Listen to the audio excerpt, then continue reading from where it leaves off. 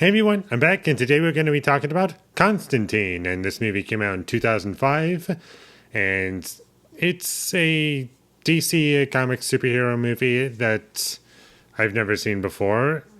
And I thought it was not that good. There were some things about it that I did like, but overall I found it to be kind of a mess and just nothing particularly special. And this movie is directed by Francis Lawrence, and I've seen all the Hunger Game movies that he's directed, except for the latest one, Ballad of Songbirds and Snakes, or whatever that was.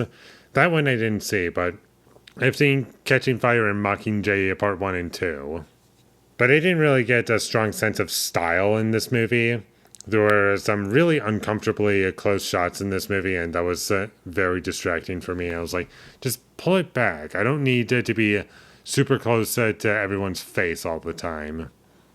The music in this movie kind of stood out as something a bit different in the first 10 minutes, but aside from that, it was kind of bland for me. And I kind of liked the theme for the movie, but most of the movie was just really forgettable when it came to the music, and I honestly can't even remember most of it. But going back to positives, there were some really cool creature designs in this movie that I liked a lot. Like the bug creature thing, that was awesome.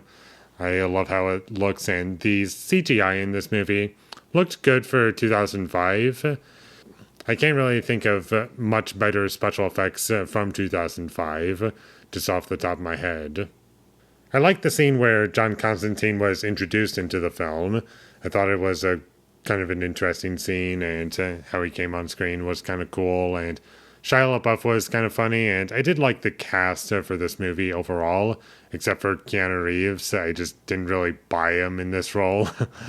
He was just kind of bland and didn't really bring much to it.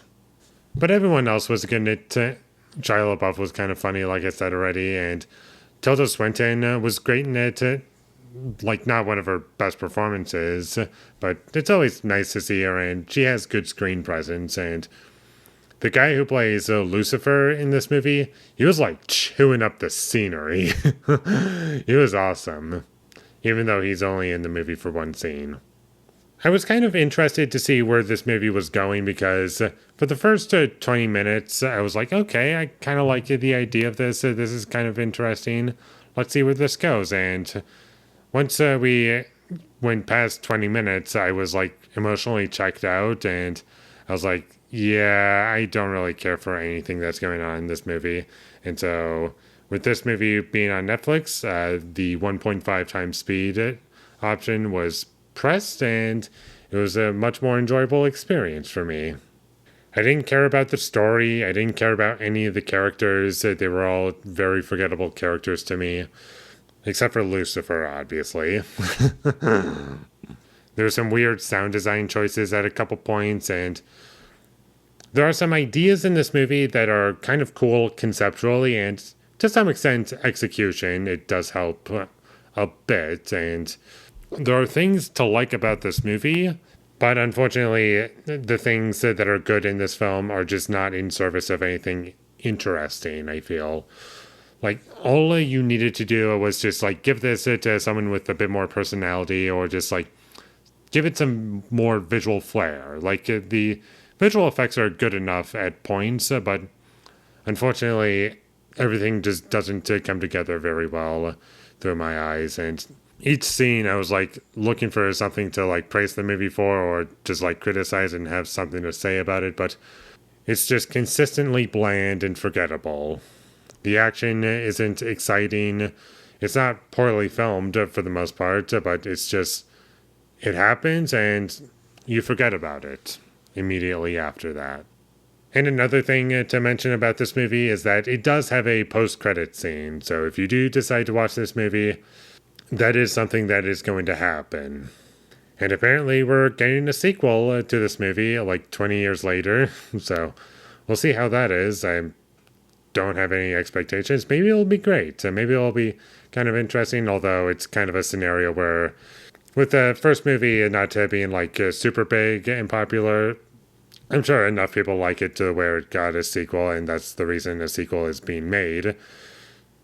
I'm sure it's going to be one of those films where like they have to prove themselves. Like, okay, we're making the sequel, and we're gonna take all the strengths from the first movie and really make a really good movie with this second movie. Because if they don't do that and kind of just like take the typical sequel route, whereas like, okay, the first one was successful, let's just do the first movie, but like try less. And if they do that, then it's just going to be a complete waste. So it's kind of a sequel that has to prove itself at this point, I feel.